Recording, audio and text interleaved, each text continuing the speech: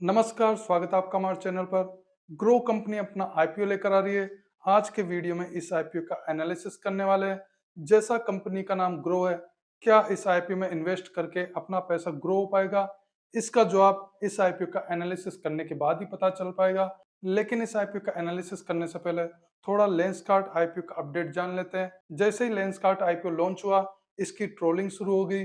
Market में इसको बेकार आईपीओ बताया जा रहा है क्योंकि वैल्यूएशन बहुत हाई है। आईपीओ के लॉन्च के बाद में इसका जेएमपी 108 रुपीज था, जो घटकर 44 रुपीज आ गया। लेकिन अचानक से 30 अक्टूबर से इस आईपीओ के लिए ग्रे मार्केट में डिमांड बढ़ गई है और अभी इसका जीएमपी 98 रुपीज हो गया। 98 रुपीज जीएमपी के अकॉर्डिंग लिस्टिंग गेन 24% के अराउंड हो सकता है। लेंसकार्ट आईपीओ के लिए एक दिन का टोटल सब्सक्रिप्शन 1.13 टाइम्स हुआ, जिसमें क्यूआईबी इन्वेस्टर ने 1.42 टाइम्स, एनआईआई ने 0.41 टाइम्स और रिटेल इन्वेस्टर ने 1.32 टाइम्स सब्सक्राइब किया।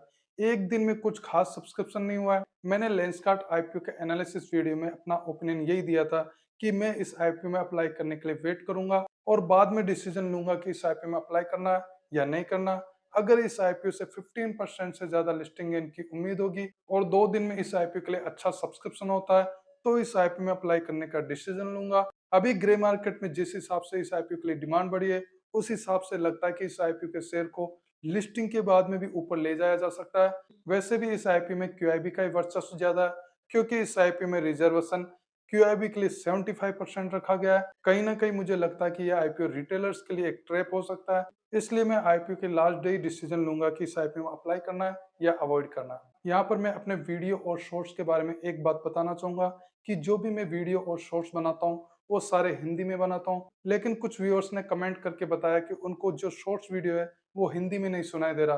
तो शॉर्ट्स वीडियो में ऊपर राइट साइड में 3 डॉट पे क्लिक करिए, वहां पर आपको ऑडियो ट्रैक मिलेगा और उस ऑडियो ट्रैक में हिंदी कर दीजिए, जिससे कि आपको वीडियो हिंदी में सुनाई देगा। तो चलिए ग्रो आईपीओ के बारे में बात करते हैं। ग्रो के बारे में ज्यादा बताने की जरूरत नहीं है कि कंपनी क्या करती है, क्योंकि आप स्टॉक मार्केट में और आप किसी न किसी ब्रोकर के माध्यम से ट्रेड करते होंगे और इन ब्रोकर्स में एक नाम ग्रो का भी है, जिसके माध्यम से mutual fund, stocks, F and O, ETF, IPO, digital gold और स्टॉक में इन्वेस्ट करते हैं। Company MTF, algorithm trading, NFO, new fund offers and credit solution जैसी सर्विसेज भी ऑफर करती है।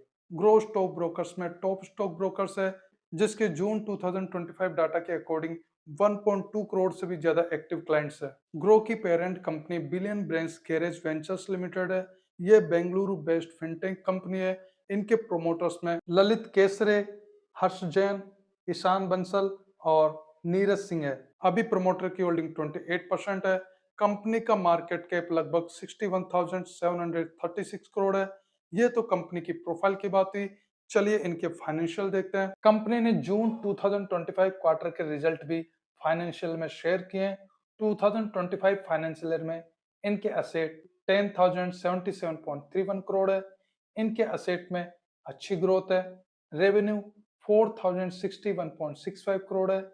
इनके रेवेन्यू में बहुत अच्छी ग्रोथ हुई है, जो कि 45% की ग्रोथ है। प्रॉफिट 2025 फाइनेंशियल ईयर में 1,824.37 करोड़ हुआ। 2023 फाइनेंशियल ईयर में इनका प्रॉफिट 457.72 करोड़ था। अगले साल 2024 फाइनेंशियल ईयर में कंपनी को 805.45 करोड़ का लॉस हुआ, जो कि बहुत ज्यादा था। लेकिन 2025 फाइनेंशियल ईयर में इनके प्रॉफिट में 327% की ग्रोथ हुई। इबिटा 2371.01 करोड़ है। इनकी इबिटा में भी अच्छी ग्रोथ हुई है, लेकिन इनकी इबिटा के बेहाल प्रॉफिट के जैसा है। इनकी इबिटा भी 2023 में 398.78 करोड़ थी। 2024 फाइनेंशियल ईयर में इनकी इबिटा माइनस में आ गई, जो कि 780.88 करोड़ थी। नेटवर्थ 4,855.35 करोड़ है। इनकी नेटवर्थ में बहुत अच्छी ग्रोथ हुई है। रिजर्व्स एंड सरप्लस 3,251.92 करोड़ है। इनके रिजर्व्स एंड सरप्लस में भी ग्रोथ है। उधारी की बात करें, इनकी उधारी 351.99 करोड़ है। इनकी उधारी लगातार बढ़ती जा रही है, लेकिन इनकी उधारी प्रॉफिट की तुलना में कम है, जो कि यूं कह सकते हैं कि इनकी उधारी कंट्रोल में है। केपीआई वैल्यू देखें तो आरओएनडब्ल्यू 37.57% है, जो कि अच्छा है। पैट मार्जिन 44.92% है। जो कि बहुत अच्छा है। EBITDA मार्जिन 59.11% है, ये भी बहुत अच्छा है। प्राइस टू बुक वैल्यू 11.76 है, जो कि बहुत ज़्यादा है। ओवरऑल फाइनेंशियल की बात की जाए तो कंपनी ने 2025 फाइनेंशियल में अपने फाइनेंशियल में सुधार किया है। आईपीओ का टोटल इशू साइज 6,632.30 करोड़ है, जिसमें फ्रेश इशू 1,060 करोड़ और ऑफर फॉर सेल में 5,572.30 करोड़ है। एक शेयर की प्राइस 95 से लेके 100 रुपीज है। एक लॉट में 150 शेयर है और एक लॉट अमाउंट 15,000 रुपीज है। आईपीओ में रिटेलर मिनिमम 1 लॉट और मैक्सिमम 13 लॉट के लिए अप्लाई कर सकते हैं। स्मॉल एचएनआई मिनिमम 14 लॉट और मैक्सिमम 66 लॉट के लिए अप्लाई कर सकते हैं और बिग एचएनआई मिनिमम 67 लॉट के लिए अप्लाई कर सकते हैं। ये आईपीओ 4 नवंबर से लेकर 7 नवंबर तक अप्लाई किया जा सकता है। अलॉटमेंट 10 नवंबर को होगा। रिफंड 11 नवंबर से मिलना शुरू हो जाएगा।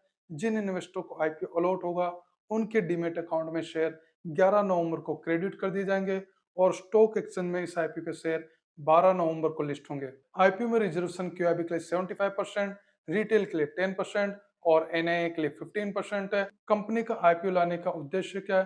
तो आईपीओ का maximum portion offer for sale में है। आईपीओ का फ्रेश इशू का पोर्शन कंपनी कहाँ यूज करने वाली है, चलिए उस पर नजर डालते हैं। 152.50 करोड़ ये अपनी टेक्नोलॉजी में यूज करने वाले हैं, जिसमें क्लाउड इंफ्रास्ट्रक्चर में होने वाले खर्च पर यूज करेंगे।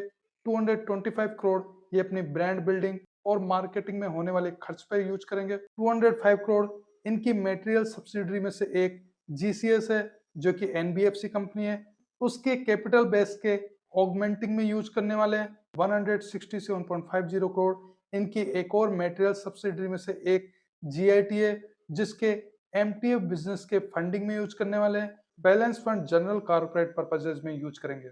चलिए आईपीओ के पॉजिटिव और नेगेटिव पॉइंट देखते हैं। पॉजिटिव पॉइंट में पॉइंट 1, 2025 फाइनेंशियल ईयर में इनके प्रॉफिट में अच्छी ग्रोथ है। पॉइंट 2, इनकी उधारी प्रॉफिट की तुलना में कम है, या यूं कह सकते हैं कि उधारी कंट्रोल में है। पॉइंट 3, 2025 फाइनेंशियल ईयर में इन्होंने अपने फाइनेंशियल में सुधार किया है। इंडिया में ये एक लार्जेस्ट स्टॉक ब्रोकर है। नेगेटिव पॉइंट में पॉइंट 1, इशू साइज का 84% ऑफर फॉर सेल है। पॉइंट 2, प्रॉफिट और इबिटा स्टेबल नहीं है। पॉइंट 3, ये अपना आईपीओ हाई वैल्यूएशन पर लेकर आ रहे हैं। ग्रे मार्केट में इस आईपीओ के लिए ठीक डिमांड है। अभी इसके लिए जीएमपी 16 रुपीज चल रहा है। इसके अकॉर्डिंग लिस्टिंग गेन 16% हो सकता है। ओवरऑल आईपीओ की बात की जाए तो आईपीओ में ऑफर फॉर सेल का पोर्शन ज्यादा है।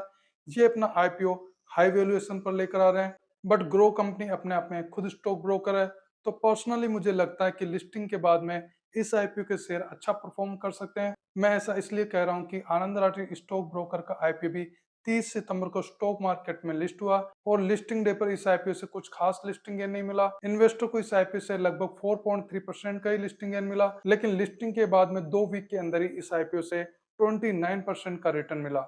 वैसे कंपनी अपना आईपीओ हाई वैल्यूएशन पर लेकर आ रही है, लेकिन शेयर की प्राइस 100 रुपीज है, जो कि अट्रैक्टिव लग रही है।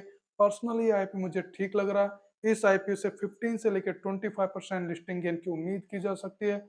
अगर सब कुछ सही रहा तो लिस्टिंग गेन ज्यादा भी हो सकता है। इस आईपीओ को आप अप्लाई करने वाले हैं या अवॉइड करने वाले हैं, कमेंट सेक्शन में बता सकते हैं। आपको इस आईपीओ के लिए और अपडेट 3 नवंबर से मेरे यूट्यूब चैनल पेज पर पोस्ट में मिलता रहेगा और इस आईपीओ के लिए मैं अपना फाइनल ओपिनियन भी पोस्ट में शेयर कर दूंगा।